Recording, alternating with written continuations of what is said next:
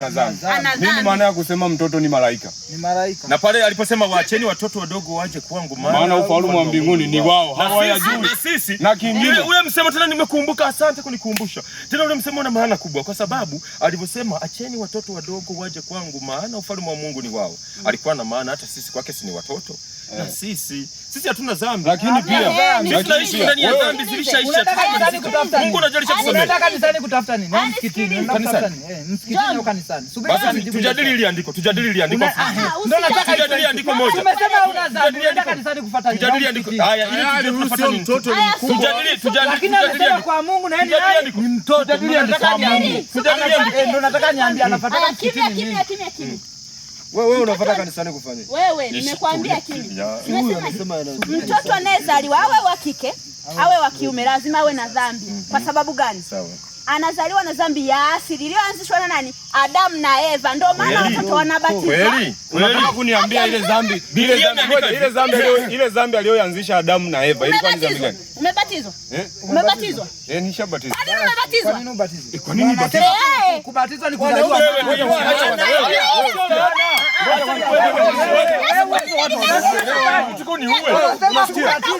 Wanasema kubatiza.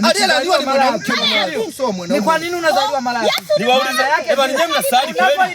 Eba mnaenda kanisani? Inapoinamishwa. Nani inamishwa? Kwenye kubatiza ni mjane mtu. Haina shida. Kama mtoto wa kike akizaliwa anazaliwa ana dhambi, mtoto wa kike. Wa kiume na wa kike. Maana yake wale wanaozaliwa wana dhambi. Maana yake wanakuja walishajua duniani tunaenda kufanya nini? Sio wanajua duniani tunaenda kufanya nini? Maana yake wale unakuta tayari hiyo dhambi ya asili mbona ilishaisha? Kisha umekazana kuambia na twende kwenye maandiko, si mnasali. Twende kwenye maandiko. Haina shida, twende kwenye maandiko. Mimi sina matatizo jamani. Twende kwenye maandiko. Wewe nini maana ya kubatiza? Nini maana ya kubatiza? Yaani mnaogopa, twende kwenye maandiko. Mungu anasema hivi. Haukumu mara hizi mara mbili. Mungu ana hukumu mara moja tu. Nataka niwape majibu sasa ya hukumu. Mungu hakuna dhambi iliyo kubwa wala ndogo. Haina shida. Sasa ni hivi, subiri. Haina shida. Mungu amesema hukumu mara ngapi? Mara mbili. Mungu akasema, akawaambia Adamu na nani? Na Eva. Kaeni kwenye bustani hii. Yote kuleni, haya msiguse. Endapo mkila mtakuwa mmefanya nini? Nafikiri umeelewa. Kwa Mungu wale walivyokaa wakaona hili vipi, wakashawishiwa wakalifanya lile swali. Alifanya ni mmoja na akashawishi wakafanya wote kwa pamoja wakakubali. Alianza ni nani? Alianza wakike si ni hatari hao. Sasa alivyokuwa na mwanaume anazaa. Haina shida. Mungu sasa Mungu akashuka akasema hivi. Ngoja sasa. Subiri sasa. Mungu akashuka. Ngoja. Kwa mnataka kusemaje kwamba wewe nani? Shabani. Kwa nataka kusema kwamba kama lile tunda asingekula mwanaume angekuwa anabeba mimba. Ingekuwa tu analia. Msiseme kwamba sikiliza Shabani, usiseme kwamba eti hilo tunda ndio lisababisha mwanamke azae. Msiseme hivyo. Ni kwa nini alisema? Haya basi haina shida nimeshaelewa. Mungu akatokea walipokula ile tunda. Mungu akatokea akasema kwa sauti kubwa. Mungu akasema ngoja sasa. Na utakula kwa ajabu. Kwenye uzao wa mwanamke ana dhambi. Haleluya. Sikiliza, haleluya. Maandiko yanaingia sasa. Sasa wewe unavyosema kwamba kila mtoto atakayezaliwa. Ngoja sasa, wanadamu tunavyoishi sasa nataka nikufafanulie. Baada ya pale Mungu wale watoto wakasababisha dhambi za Mungu. Mtoto akaleta dhambi, akaongea kwa sauti kubwa. Biblia inasema Mungu akaongea kwa sauti dhambi. Ndio maana anasema yule ni malaika. Malaika aliumbwa kwa yenye mamlaka. Kwa sababu sio mtoto wa damu na nyama. Kwa yule anasema kwamba mtoto ni malaika ni sawa. Akasema kwa mmefanya dhambi hii. Ngoja, Mungu akasema kwa mmefanya dhambi hii. Sawa?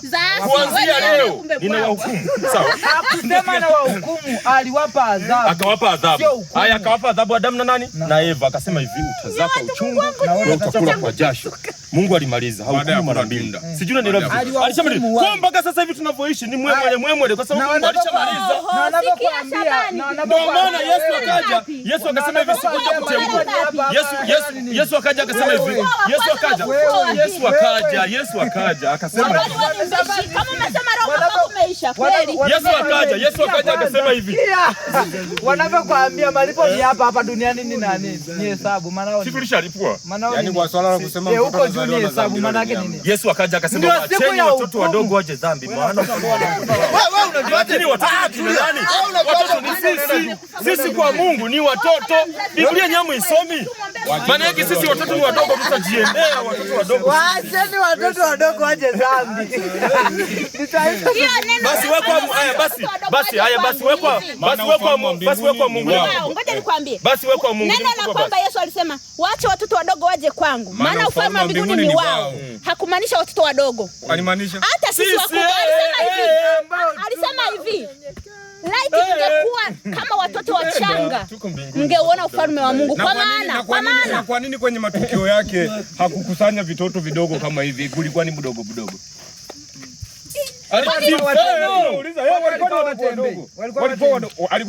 Kwani nikuulize wewe Bruno, nani ambaye yuko juu ya Yesu? Yaani hapa duniani nani ambaye yuko juu ya Yesu? Mungu. Ni Yesu. Wote ni watoto, acha ujinga.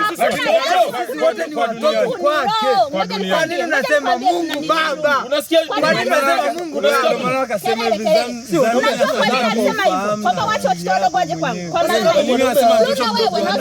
Hata Bruno. Kama unajua